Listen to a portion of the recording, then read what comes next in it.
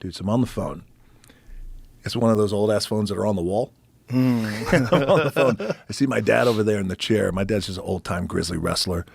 We're living in his little apartment in Tampa.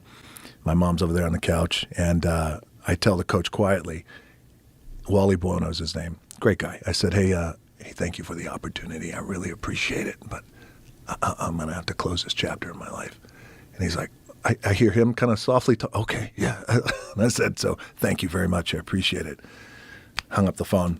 My dad said, who was that? I said, oh, it was a coach from Calgary. He said, what do you want? Oh, he wanted to offer me another contract for next year.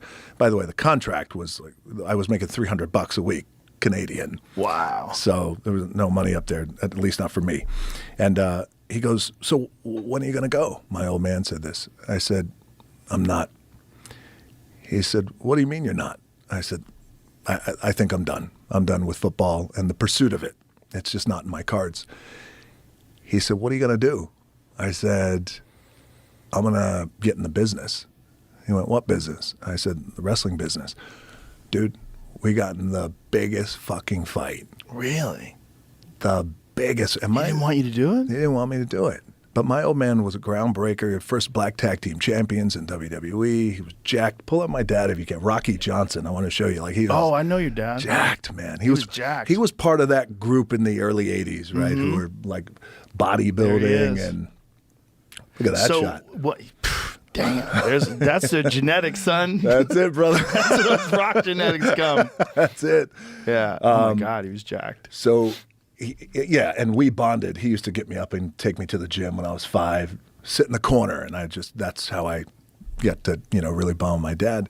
He didn't want me to do it. And we got into the biggest fucking fight. My mom's crying, I'm crying. And he said, what do you think you have to offer? I said, I don't know. Maybe I'm going to fucking suck, but I got to give this a shot. And it got to a place where I said, either you're going to help train me, I'm asking you to help train me, or I'll go to somebody else. And at that time, Bret Hart and that whole family had his dungeon up in Calgary. I said, maybe I'll go to Calgary. He agreed to train me, but I realized he didn't want to see that happen because he felt like, hey, look around. Like I was one of the successful ones in wrestling, but I got a little fucking apartment that I can't even afford to pay $500 a month. I don't want this for you. So we got into a huge fight. He eventually trained me. I call a guy after 3 months of training. Call a guy named Pat Patterson, who was Vince McMahon's right-hand man, very brilliant mind in the world of pro wrestling, first openly gay wrestler, tough motherfucker. I call him up because my parents knew him, and I said, hey, Pat, this is Dwayne Johnson. Who? Dwayne Johnson. Rocky Johnson's son. Oh, yeah, what do you want? Hey, I'm training to get in the business. What fucking business? It's a recurring theme. Everybody's like, what fucking business? The wrestling business. Why the fuck do you want to do that? You're just feeling like you're just getting bombed right, left and right by these OGs. So I said, I'd love for you to come down and just watch me train. And if I got anything to offer, just let me know. And if I don't, just let me know. That's all I want. He agreed. He came down, watched me train.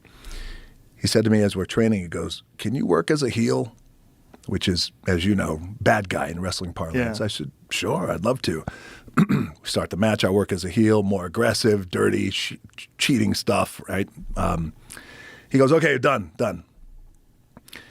And I trained in a boxing ring. And as you know, boxing rings are fucking hard. It's like this, right? So getting suplexed on a fucking table. So it really hurt. That's how I came up in wrestling. He's smoking a cigarette. I said, what do you think? Do I have anything? He goes, yeah, you just keep working. Take care of yourself, and leaves. And I was like, did I just fuck? Because he had a lot of power. He was like the vice president of WWE. I said, okay, well, thank you so much for coming out. And I said, just keep working. He goes, just keep working. Kind of blew me off. Kept smoking a cigarette and walked off. And I was like, man, I think I really fucked things up, or maybe I'll take his word for face value, take it for gospel. I'll just keep working. Little I knew, he went home and he called Vince McMahon. He said, you got to see this fucking kid.